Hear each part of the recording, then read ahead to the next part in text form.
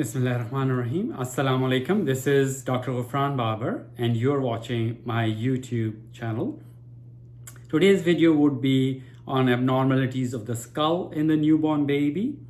Also, we'll be discussing micro and macrocephaly.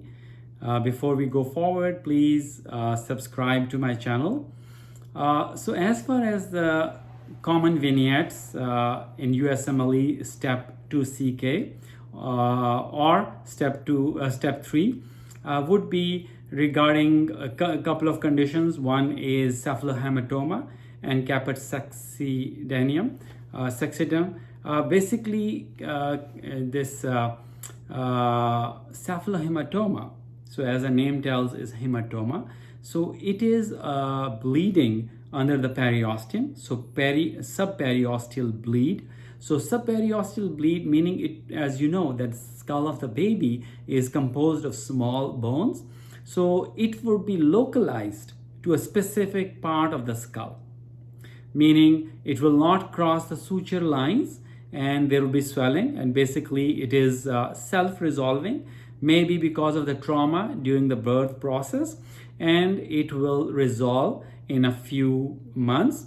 Some babies may develop some jaundice because of when the blood is degraded and reabsorbed, and once it's degraded into bilirubin, they can have a prehepatic, which is unconjugated hyperbilirubinemia. But the blood types would be normal. There will be no increase in reticulocyte count, no sign of hemolysis, as happens in ABO or RH incompatibility. So subperiosteal bleed, and that will be localized to one part of the skull, like parietal skull bone, and that happens in cephalohematoma. Caput, on the other hand, is dependent edema. So if the baby's skull is stuck in the birth canal, a lot of times it is in the first bone, and those deliveries are difficult. So that dependent portion of the skull, whether it's this part or back, will develop a big swelling, and that swelling classically will cross the suture lines. So this is the kind of a pearl, that it crosses the suture lines, and this too will self-resolve, so no treatment is needed. So whenever there is a question about answer includes reassurance, please pick that thing, because likely you have to reassure mom or dad about the condition, that it will self-resolve. So these are the two common conditions. The other thing is microcephaly, which is a smaller size of the skull, usually 1 to 2 standard deviations below the mean, as far as the may be up to 2 to 3 standard deviations below the mean, as far as the skull head or head circumference is concerned. And some people could have congenital microcephaly. Their skull is small for no reason, which may be because of abnormal induction and migration of the brain tissue. And then there is a list of acquired or secondary causes of microcephaly. So the vignette would be that they would be showing a low head circumference for the baby, and they could ask about answer that mom was taking zidovudine, meaning she was HIV positive. So HIV is one of the congenital HIV infection is a cause for microcephaly. Or the vignette could be that, okay, mom had cats, was taking care of cat litter. So toxoplasmosis can cause microcephaly, including in torch infection, including toxoplasmosis, rubella, CMV, herpes, syphilis. So all those things could be present. If the mom uses drugs, cocaine use, mom is drinking, fetal alcohol syndrome, and there are could be some chromosomal problems. They would describe a baby with specific features, either trisomy 13, 18, or 21. So those chromosomal causes could lead to small skull. There could be familial small skulls, so you may have to look at the parental head circumference for familial microcephaly. Then metabolic or disorders like maternal phenylketonuria, they would say about the abnormal newborn screening. So remember, if the vignette mentions the abnormal newborn screening, think about the phenylketonuria. Other causes, that infections which may happen in the last trimester or during the time of the birth of the baby. So the torch infections or the perinatal herpes or perinatal meningitis, encephalitis can give a small head circumference because the brain is damaged, the neurons don't grow as well, and there is destruction or damage to the neurons. Other things, at the time of the birth of the baby, they will give you the Apgar scores of the baby, that okay, the Apgar at 5 minutes was 5, and the baby was listless, needed oxygen, admission in the ICU. So cephalopelvic disproportion or fetal brain ischemia or the newborn brain ischemia because of the hypoxia could be the cause. And then there are metabolic errors like hypothyroidism, inborn errors of metabolism, a long list that can cause hypothyroidism. They will classically describe a low-tone baby with large tongue, hoarse cry, umbilical hernia. So those are the things that they may describe in the picture. So basically you treat the cause. A lot of them are irreversible, and long-term developmental delays and intellectual disability would be present, and long-term sequelae may include seizure disorder. So these babies who have hypoxic ischemic insult can develop seizure disorder. They may ask you what would be the sequelae, so the seizures could be present. So then, as far as the macrocephaly or large skull, which could be greater than 95th percentile for age, when you will plot on the head circumference graph, it could be large. So first things first, measure the parental skull or head circumference, because some families have familial macrocephaly.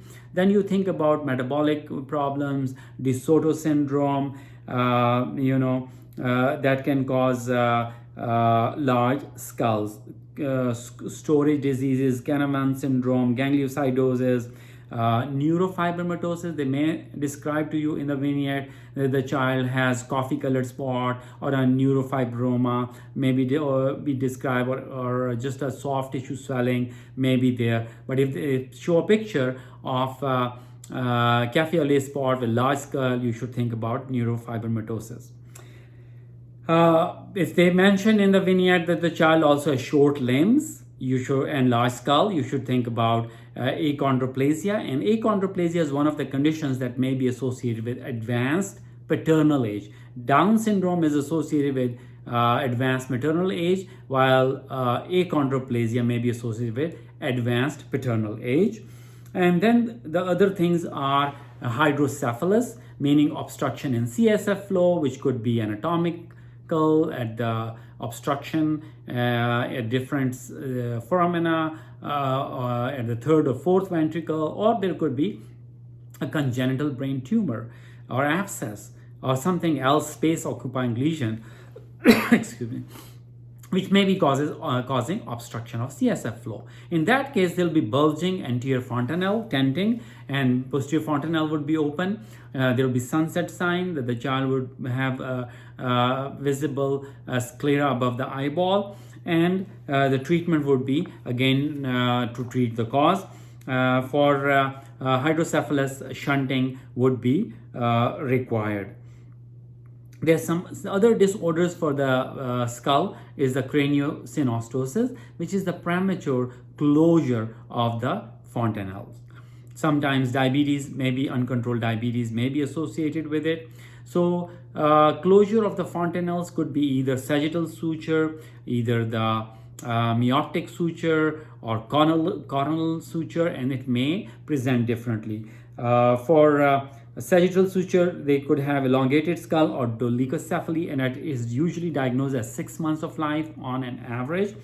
And then coronal suture, they can have brachycephaly, shortened skull because of the coronal suture. X-rays and CT scans could diagnose it. Or sometimes it could be meoptic suture, trigonocephaly would be present. So once the diagnosis is made, management is surgical, cosmetic concerns, and failure of brain growth. So they will be referred to the plastic surgery, which will keep the break the fontanelle and keep it open. And there are various techniques that they do. Other things that they may ask you, show you a picture in the vignette and ask you what it is. Sometimes with the positional plagiocephaly, meaning the back of the skull is flat because of the prolonged back to sleep. We always say sleep on the back. When those prolonged, and if they are not moving to side or not on the tummy time when the child is awake, then they can have flat skulls. So basically position has to be changed, more tummy time when the child is awake, or side on either side.